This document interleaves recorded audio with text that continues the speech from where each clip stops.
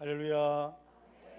하나님의 귀한 사랑 받으시는 오늘도 예배드리시는 한 분 한 분에게 여호와 우리 아버지와 예수 그리스도로부터 은혜와 평강이 넘치도록 임하심을 믿습니다.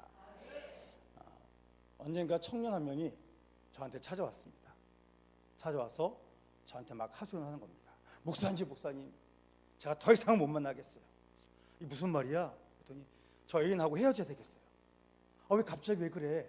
그랬더니 목사님, 얘가요 글쎄 말을 했으면 지켜야 되는데 지키지를 않아요. 약속을 했으면 약속을 지켜야 되는데 꿈쩍도 안 해요. 매번 잘못했다 그러고 하나도 안 바뀌어요. 봐주는 것도 한두 번이지 이제 지쳤어요. 이제 헤어질래요. 신뢰가 깨져서 이제 어쩔 수가 없어요. 믿지를 못하겠어요. 그렇게 얘기를 하는 겁니다. 성도님들에게 누군가 이렇게 와서 이야기를 하면 뭐라고 대답을 해주시겠습니까? 조금만 참아라. 언젠간 변할 것이다. 약속을 안 지켜서 신뢰가 깨진 관계에서 어떻게 조언해 줄 말이 없더라고요. 우리 성도님들은 하신 말씀 잘 지키십니까? 약속 잘 지키십니까? 잘 지켜야 됩니다. 우리의 말은 영이기 때문입니다. 저는 그래서 빈말하지 않기, 말했으면 꼭 지키기, 스스로 그런 운동을 하고 있습니다. 그래서 제가 이 앞전에 있던 교회에서 같이 노회에 소속돼 있던 목사님 중에 한 분하고 특별히 교감 없었는데 서로 잘생겨서 그런지 서로 이제 인사하고 막 지내는 그런 때가 있었습니다. 그래서 이제 노회에서 만나면 인사하고 잘 지냈냐고 이렇게 인사하던 사이였는데, 코로나 지나고 지내면서 조금 어려워졌지 않습니까? 만나기가. 어떤 회의상에서 만났는데 유난히 반갑더라고요. 그래서 이제 인사하다가 제가 먼저 목사님 시간 괜찮으세요? 목사님 시간 괜찮습니다. 그러면 저랑 언제 한번 식사 한번 하시죠? 그랬더니 목사님 연락만 주시면 준비하고 있다가 나가겠습니다. 그렇게 말씀하시더라고요. 그래서 제가 연락드리겠습니다 하고 언제 어디서 무슨 밥 먹자는 얘기는 안 하고 헤어졌습니다. 제가 저 목사님에게는 꼭 식사 한번 대접해 드려야 되겠다, 그런 마음을 가지고 있었는데 워낙 바쁘기도 하고 또 교회가 또 여러 가지 일들이 있어가지고 그 약속을 못 지키고 있었습니다. 그러다가 이제는 만나도 되겠다 싶어서 전화를 했더니 전화를 안 받는 겁니다. 왜 안 받지? 그래서 다음에 다시 걸어봤습니다. 그런데 또 안 받습니다. 그래서 그 교회 홈페이지를 찾아봤습니다. 봤더니 그분이 없어졌네요. 그래서 이거 어떡하지? 임주를 옮기셨나 보다. 빨리 만날 걸. 그래서 미안한 마음에 만나서 식사 못했지만 요즘 세상이 좋아졌지 않습니까? 그래서 카카오톡으로 식구들이 닭고기 한마디 드시라고 기프트콘을 쏴야 되겠다. 그래가지고 카톡을 찾아서 보는데 카톡 프로필 사진이라는 게 있죠. 그걸 봤는데 한국이 아닌 것 같은 겁니다. 외국 나가셨나? 그래가지고 연락을 했죠. 목사님, 제가 식사 대접을 못해가지고 보니까 교회를 옮기신 것 같더라고요. 그래서 제가 이게 닭고기 쿠폰이라고 쏠라 그러는데 목사님 지금 외국이세요? 그리고 보냈는데 좀 있다가 보이스톡으로 연락이 왔습니다. 그래서 목사님, 그래서 이제 통화를 했어요. 목사님, 제가 지금 해외에 있는 한인 교회에 교육자로 나왔습니다. 그러시더라고요. 그러셨냐고. 그랬더니 오히려 그분이 목사님, 제가 급하게 나오느라고 연락을 못 드렸어요. 죄송해요 그러시더라고요. 그래서 제가 닭 한 마리 쏠라 그랬더니 그 목사님 여기에는 그거 보내줘도요 못 먹어요. 그래서 괜찮습니다 그러시더라고요. 그래서 제가 진심을 다해서 목사님 한국에 오시면 꼭 연락 주세요. 제가 지금 울산 왔는데 울산이 기가 막힙니다. 울산에 오시면 제가 맛있는 식사 대접해 드릴게요. 제가 있는 교회와 동네가 너무 좋습니다. 그랬더니 그 목사님 제가 한국에 들어가면 꼭 가겠습니다. 그래서 그분이 언제 오실지 모르겠지만 오시면 제가 아주 이 세계비전교회 이 지경에 있는 맛집 아주 좋은 음식을 대접해 드려야 되겠다, 이게 작정을 했습니다. 그래서 제가 전화 끊고 후회했어요. 회개했습니다. 조금만 더 일찍 전화할 걸. 뭐가 그렇게 바쁘다고 본인이 한 말을 이게 늦게 지키려고 했던가 하는 그런 굉장히 후회되는 마음이 있었습니다. 우리는 말을 하게 되면 그 말은 주워 담을 수가 없습니다. 그래서 말하는데도 신중해야 되고, 또 우리는 하나님의 자녀이기 때문에 어떤 말을 하게 되면 그 말을 지키려고 부단히 노력을 해야 됩니다.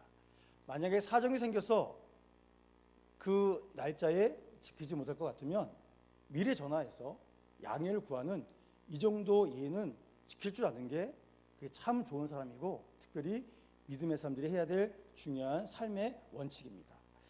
여러분, 우리는 그렇지만 우리의 아버지 되신 하나님, 그 하나님은 약속을 잘 지키실까요? 잘 안 지키실까요?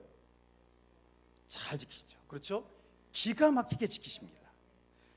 온 우주의 창조자이시며 왕이신 하나님은 언약을 성실하게 지키십니다. 그 모습을 오늘 본문 1절에서 우리에게 자세히 보여주고 있습니다. 우리 1절 말씀, 본문 1절의 말씀, 우리 다 같이 함께 봉독하겠습니다. 하나님의 아들 예수 그리스도의 복음의 시작이라. 아멘. 자, 이 말씀은 하나님의 아들 예수 그리스도의 복음은 이렇게 시작되었습니다 라고 이미 이루어진 일을 사람들에게 소개하는 그러한 시작의 모습을 우리에게 보여주고 있습니다. 죄인인 우리가 어떻게 해서 구원받게 되었는지 그 시작이 이렇습니다 라고 모든 것을 알려주고 있습니다. 여러분, 이 말씀은 인류를 구원하겠다 약속하신 하나님, 그 하나님이 늦추지 않으시고 주님의 때에 그 일을 신속하게 이루어 주셨다. 그 모든 일이 이렇게 명확하게 우리에게 보여졌다, 선물로 주어졌다 하는 것을 말씀해 주고 있는 것입니다. 마태복음과 누가복음엔 특징이 있습니다. 특징이 뭘까요? 공통점이 있는데, 마태복음과 누가복음은 족보가 길게 나옵니다. 필요해서 나온 거예요. 그런데 특별히 마가복음에서는 서론이라고 할 수 있는 그런 내용들이 싹 사라졌습니다. 그리고 바로 본론으로 들어갑니다. 왜 그럴까요? 저는 이 마가복음을 읽으면서 인류를 구원하기를 간절히 원하시는 하나님의 다급한 마음, 그 사랑을 마가복음에서 보여주는구나, 저는 그것을 보았습니다. 하나님에게 있어서 가장 중요한 것, 가장 중요한 일이 뭐겠습니까? 다른 거 아닙니다. 하나님의 백성, 하나님의 자녀를 구원하는 것입니다. 창세기부터 모든 구약 성경은 바로 예수님을 통하여 구원시킬 그 모든 말씀으로 집중되어 있습니다. 또 신약 성경은 복음서를 통해서 구원을 완성하시고 그 구원이 요한계시록까지 만민에게 선포되는 그런 확장으로 모든 말씀이 기록되어 있습니다. 그래서 하나님에게 있어서 지금 가장 중요한 건 타락한 내 백성, 내 자녀를 구원해야 되겠다. 그래서 하나님의 아들 예수, 독생하신 그분을 온 일을 위한 화목제물로 내어주심을 통해 그분을 유일한 권자로 세우심으로 온 인류를 구원하신 그 귀한 사랑의 모습을 오늘 성경을 통해서 우리에게 보여주고 있습니다. 하나님이 정말 오랫동안 준비하셨습니다.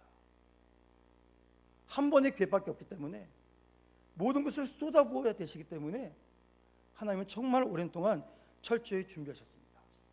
그리고 주님의 때, 그때가 되자 조금도 머뭇거리지 아니하시고 구원의 역사를 시작하였습니다. 그것이 우리에게 보여줬다라는 것을 1절에서 하나님의 아들 예수 그리스도의 복음의 시작이다 라고 우리에게 보여주십니다. 여기에 우리가 봐야 될 하나님의 마음이 있습니다.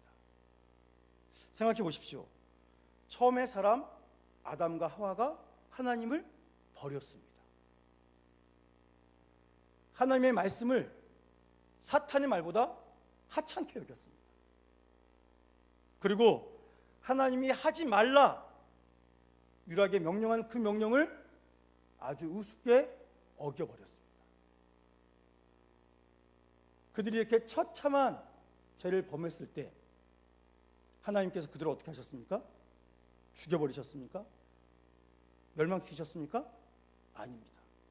찢어지는 가슴을 안고 인간이 범죄한 그 순간 그 인간들을 구원할 하나님의 계획을 세우시고 그 계획을 실천해 나가셨습니다. 여러분, 우리 하나님은 이런 분이십니다. 우리가 아버지라고 고백하는 하나님은 이런 분이십니다. 우리는 어떻습니까?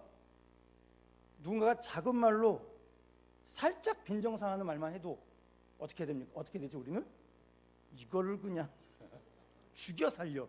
우리는 그러지 않습니까? 그런데 하나님은 하나님이 온 힘을 다해서 정말 사랑해서 창조한 인간이 너무나 우습지도 않게 너무나 가볍게 하나님을 대적했는데 버렸는데 하나님이 그들을 구원해야 되겠다. 내가 더 사랑해줘야 되겠다. 그런 믿음의 길을 시작하셨다는 사실입니다. 창세기 3장 15절 말씀 보시면 내가 너로 여자와 원수가 되게 하고 내 후손도 여자의 후손과 원수가 되게 하리니 여자의 후손은 내 머리를 상하게 할 것이요 너는 그의 발꿈치를 상하게 할 것이니라 하시고. 보십시오. 이 범죄한 사실을 다 이제 아셨지 않습니까? 아담, 하와 다 물어보고 대답했고, 그리고 이제 그들에게도 각자 얘기하셨지만 그 일을 시작한 뱀에게도 분명히 말씀하지 않습니까? 그래서 이 말씀의 내용은 뭐예요? 여자의 후손이 뱀의 머리를 상하게 할 것이다. 그러니까 여자에게서 태어날 메시아, 그가 사탄의 권세를 뭐 하신다고요? 짓밟아 없애버릴 것이다. 그래서 승리를 선포할 것이다. 이것을 말씀하고 있는 것입니다. 그런데 하나님은 이 말씀을 창세기에서만 하신 게 아닙니다. 오늘 본문 2절 3절에 보면 이사야서에 있는 말씀을 통해서 우리가 보여주지 않습니까? 그래서 2절 보시면 선지자 이사야의 글에 보라 내가 내 사자를 내 앞에 보내노니 그가 내 길을 준비하리라. 광야에 외치는 자의 소리가 있어 이르되 너희는 주의 길을 준비하라. 그의 오실 길을 곧게 하라. 기록한 것과 같이. 지금 여기서 2절 3절에서 무엇을 말하고 있습니까? 온 인류를 구원할 메시아가 오실 것인데 그 앞에 그 길을 준비한 사람들을 세워서 그 길을 곧게 할 것이다. 이것을 계속해서 알려주셨습니다. 그래서 하나님께서는 보아라 내가 내 신분꾼을 먼저 보낼 것이다. 그가 메시아의 길을 닦을 것이다. 그리고 그는 광야에서 외칠 것이다. 그 외침은 무엇이죠? 너희는 주님의 길을 예비해라. 그분의 길을 고르게 해라. 이렇게 말씀하셨던 것 같이 지금 그 일이 이루어졌다 라는 것을 알려주시는 것입니다. 이사야와 말씀만이 아니라 다른 선지서에도 기록되어 있고 구약 성경의 마지막 책이 뭐죠? 말라기. 그렇죠? 말라기는 짧습니다. 굉장히 내용이 짧은데 그 짧은 말씀 안에도 두 번이나 메시아가 올 것이고 그 길을 예비해야 된다라는 말씀하십니다. 말라기 3장 1절 말씀 함께 읽겠습니다. 만군의 여호와가 이르노라 보라 내가 내 사자를 보내리니 그가 내 앞에서 길을 준비할 것이요 또 너희가 구하는 바 주가 갑자기 그의 성전에 임하시리니 곧 너희가 사모하는 바 언약의 사자가 임하실 것이라. 아멘. 자 여기서 보니까 뭐라고 하십니까? 내가 내 사자를 뭐 한다고요? 보낸다. 왜 보내십니까? 메시아가 곧 온다. 그걸 알려주기 위해서입니다. 말라기 4장 5절 말씀 함께 봉독합니다. 보라 여호와의 크고 두려운 날이 이르기 전에 내가 선지자 엘리야를 너에게 보내리니. 아멘. 엘리야가 하늘나라에 갔지 않습니까? 그런데 그분이 내려오신다는 게 아니라 하나님께서 준비한 사자, 특사, 대사를 메시아가 오시기 전에 미리 보내서 너희에게 준비시킬 것이다. 이 말씀을 말라기에서도 나타내고 있습니다. 그래서 구약 성경 곳곳에서 창세기에서 말씀하신 약속하신 그 메시아를 내가 너희에게 보낼 것이다, 보낼 것이다. 끊임없이 반복해서 말씀하십니다. 왜 그러실까요? 백성들이 잊어버리지 말라고. 잊어버리지 말고 메시아의 오심을 기대하고 또 기대하고 준비하고 있으라고 주님께서 부지런히 예언의 말씀을 그들에게 안겨주고 있는 것입니다. 여러분, 그들이 해야 될 일은 주여 그날이 속히 오게 해주시옵소서.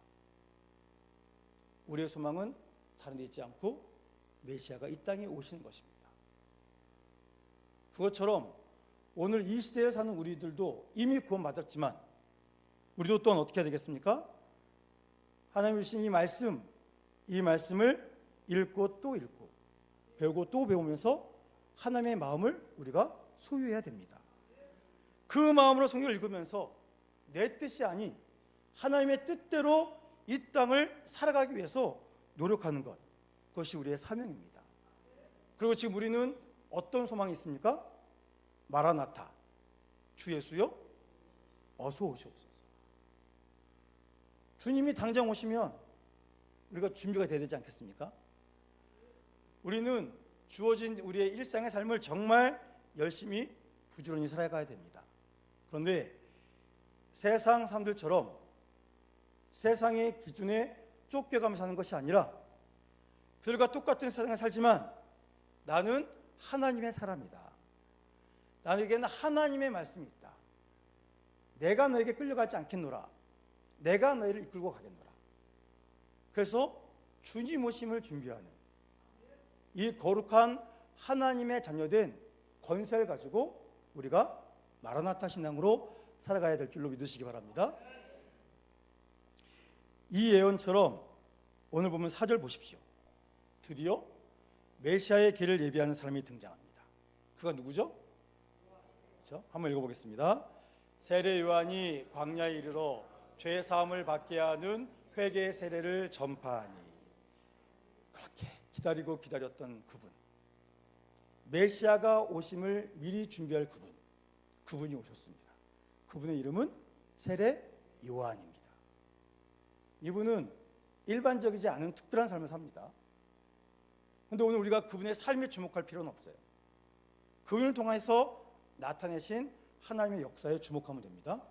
자, 세례 요한이 등장을 했는데 그가 뭐라고 외쳤습니까? 4절에 보니까 세례 요한이 광야에 이르러 죄 사함을 받게 하는 회개 세례를 전파하니. 뭘 전파했대요? 그렇죠? 죄 사함을 받게 하는 회개의 세례. 그래서 회개하라. 천국에 갖고 왔는 자. 세례 요한이 요단강 중에서 어마어마한 목소리로 외쳤습니다. 여기서 회개 세례란 그 세례를 받으면 회개가 임한다는 게 아닙니다.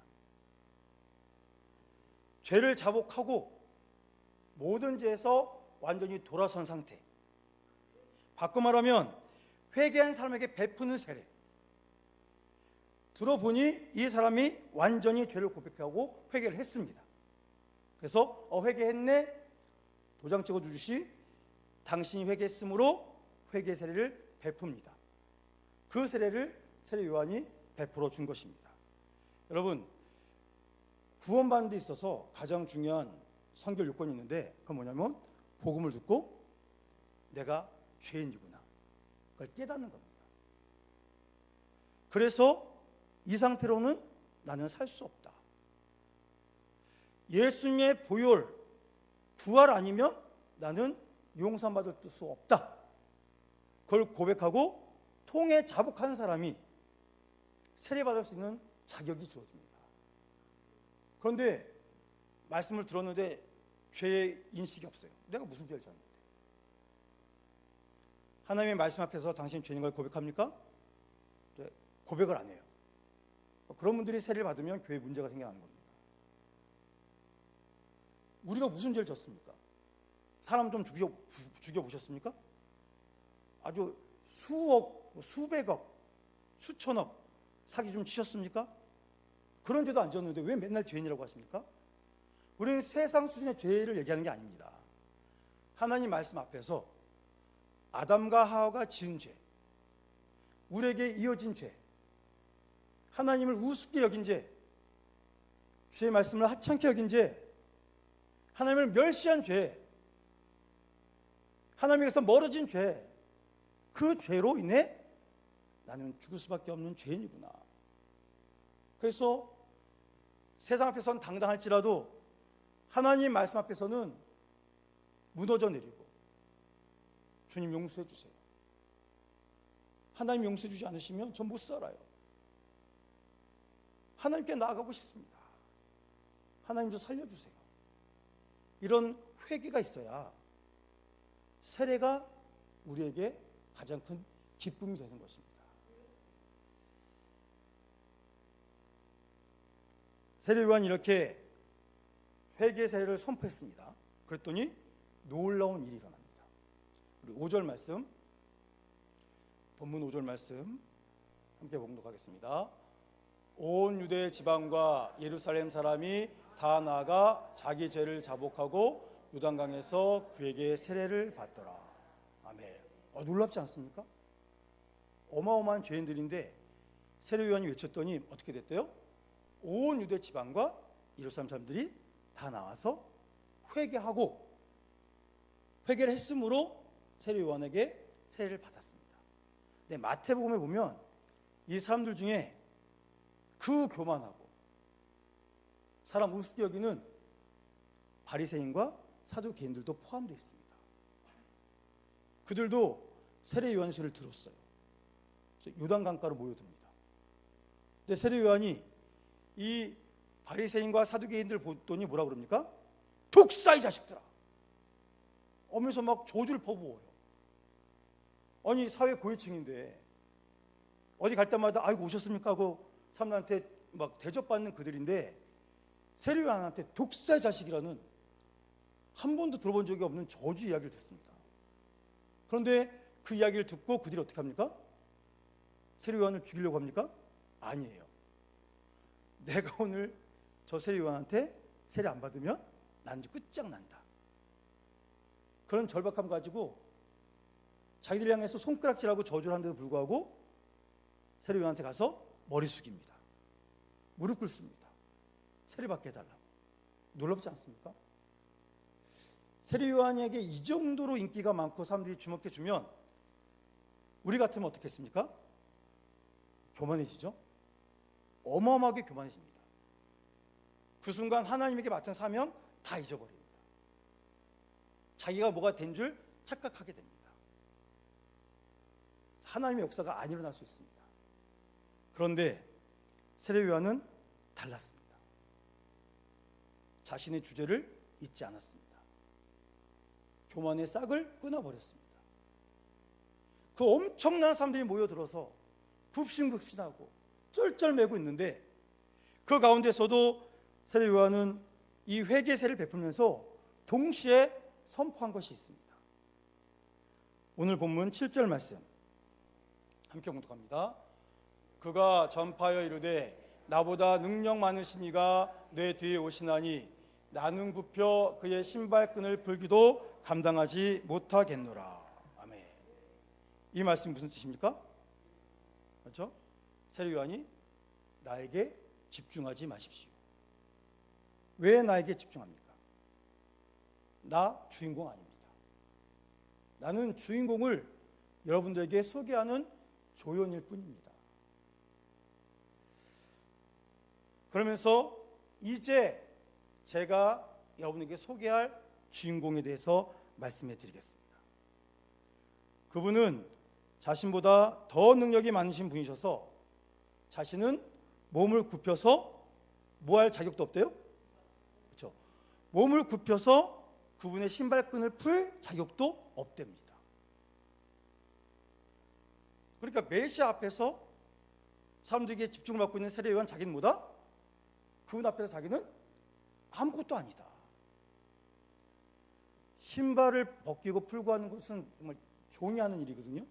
근데 자기는 그분 앞에서는 종만도 못한 존재다. 먼지 같은 존재다. 이렇게 고백하고 있는 겁니다. 그래서 자신의 신분이 어떤지, 자격이 무엇인지를 분명히 사람들에게 알려주고 있습니다. 그러면서 가장 중요한 말씀을 하죠. 우리 오늘 본문 8절 말씀 함께 봉독합니다. 나는 너희에게 물로 세례를 베풀었거니와 그는 너희에게 성령으로 세례를 베푸시리라. 아멘. 세례 요한이 자신이 할 일과 메시아로 오신 그분이 하신 일을 분명히 알고 있습니다. 감히 그 한계를 벗어나거나 침범하려고 하지를 않습니다. 자, 보십시오. 자신은 회개한 사람들에게 회개했다라는 것을 증명해주는 물로 세례를 베풀 뿐이지만, 그분이 오시면 원죄를 씻어주시고 죄인의 자리에서 하나님의 자녀의 자리, 사망의 자리에서 생명의 자리로 나아가는 성령의 세례를 베풀어 주셔서 완전히 변화시켜 주십니다. 그분을 저는 지금 기다리고 있습니다. 그분이 오실 것을 알게 하기 위해서 여러분 앞에 회개 세례를 선포하고 있는 것입니다. 이렇게 분명히 말하고 있는 것입니다. 오늘 우리의 사명이 뭘까요? 이 세상에 세례 요한처럼 우리의 구원자, 온 우주의 구원자 예수님을 바르게 소개하는 것입니다. 그래서 그분들이 우리의 이야기를 듣고 그 메시아를 만나기를 소망하는 그러한 삶을 우리가 살아가야 되지 않겠습니까? 우리가 오늘 하루 우리가 사는 삶의 자리에서 어떻게 됐든지 간에 한 삶에게라도 하나님의 자녀는 다르구나, 저분에게는 나에게 없는 큰 기쁨이 있구나, 소망이 있구나, 그것을 우리는 보여주는 삶을 살아야 됩니다. 이건 억지로 되는 게 아니에요. 우리가 정말 말씀 충만, 성령 충만해야지 우리 안에서 우러나오는 그런 기쁨의 삶을 우리가 세상에 보여주고 자기 스스로에도 그것을 보여줄 수 있어야 됩니다. 하나님은 하신 말씀을 반드시 성취하십니다. 그것을 누구를 통해서요? 그렇죠? 그 예수 그리스도를 누가 나타내야 됩니까? 우리가 세상에 보여줄 수 있어야 됩니다. 겸손하게 우리의 자리를 지키면서 이 모든 것을 하신 것은 누가 하신 것이다? 하나님이 하신 겁니다. 주님이 저를 이끄셔서 이 일을 할 수 있었습니다 라고 분명히 고백하는 삶을 살아가야 합니다. 이것이 교회의 사명이고 바로 우리의 사명임을 믿으시기 바랍니다. 하나님께서 왜 세계 비전교회를 세우셨을까요? 동구 꽃바위로에 이쁜 교회 하나 더 만드시려고요? 아닙니다. 이곳에 모여 하나님의 은혜를 체험한 주의 귀한 자녀들이 이곳으로부터 예수 생명의 기쁨을 흘러넘치게 해서 주변에 있는 모든 사람들이 서서히 스며들도록, 그래서 악취가 아니라 그리스도의 향기가 나도록 그런 삶을 살아가도록 우리 교회를 세우셨고 저와 성도님들을 이곳에 불러주신 줄로 믿습니다. 그래서 우리 교회는 생명을 구하는 이 귀한 역사, 이 역사를 매일매일 새롭게 시작해야 합니다. 이미 우리를 위해서 구원하러 오신 그분을 전해서 이제 다시 오실 메시아, 첫 번째 오셨을 때는 구원하러 오셨지 않습니까? 두 번째는 알곡과 쭉정이를 구별하러 오시잖아요. 그때 주님의 사명으로 기쁘게 감당한 우리를 통하여 알곡이 알곡의 자리에 있을 수 있도록 이러한 삶을 우리가 살아내야 됩니다. 그러라고 하나님께서 우리를 부르신 줄로 믿습니다. 그 부르심 앞에서 세례 요한처럼 세상에는 담대하게, 주님 앞에서는 어떻게 해요? 겸손하게 예수님을 전하는 특사로서의 삶을 우리는 기쁘게 살아가야 됩니다. 우리 세계의 비전교회는 이러한 귀한 부름을 받은 하나님 나라 사랑 공동체입니다. 오늘도 주신 말씀에 감격하며 하나님의 말씀을 마음에 받으며 하나님이 우리와 함께 동역하기를 원하십니다. 내가 너를 나의 동역자로 불렀다. 그래서 나의 능력을 너에게 위임한다. 그러니 이 일을 통해서 나의 일을 감당해다오. 주님이 부르시는데 그 동역의 기쁨을 누리며 오늘도 하나님 감사합니다. 하나님의 자녀 살게 하셔서 감사합니다. 하나님의 능력을 저에게 나타내 주셔서 감사합니다. 나는 무너질 수밖에 없는 연약한 존재지만 주님의 이름으로 오늘도 우리 일으켜 세워주셔서 목구멍이 아닌 하나님의 생명을 위한 아름다운 삶을 살아갈 수 있도록 저를 믿음의 부연자로 만들어주셔서 감사합니다. 고백하시며 또 주님의 귀한 이끄심을 받으며 살아가시는 행복한 우리 세계비전교회와 우리 모든 성도님들 되시기를 주님의 이름으로 축원합니다. 기도하겠습니다.